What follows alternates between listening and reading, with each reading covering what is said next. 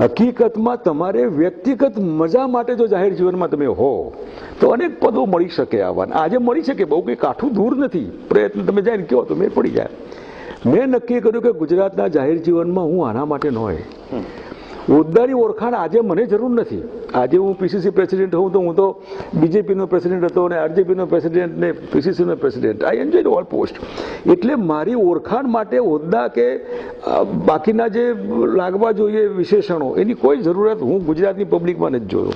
અને એટલા માટે ગુજરાતની પબ્લિકે જે 2002 અને 2007માં જે રાજ્ય સરકારને ધ્યાનમાં રાખીને જે વોટિંગ બીજેપીની તરફેણમાં કર્યું છે એમને હું વિમુખ કરવા માટે વાસ્તવિકતા સમજાવું છું.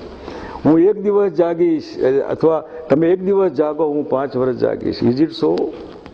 મારી બહેનો, તમે તમારા ભાઈને કાગળ લખજો. ગાંધીનગરમાં બેઠો છે, અડધી રાત્રે કોઈ પણ કામ હોય, તકલીફ હોય તો હું છું, ચિંતા ન કરતા.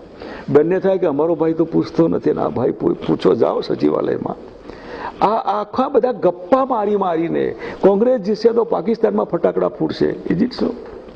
સોરાબુદ્દીનનું એન્કાઉન્ટર કર્યું મેં બરાબર કર્યું કે નહીં? માનવતાને નાને કોઈ સંબંધ ખરો કે? તમે તમારી સસ્તી લોકપ્રિયતા માટે કોઈને મારી નાખવાનો ગર્વ અનુભવો? તમે કયા યુગમાં જીવો છો?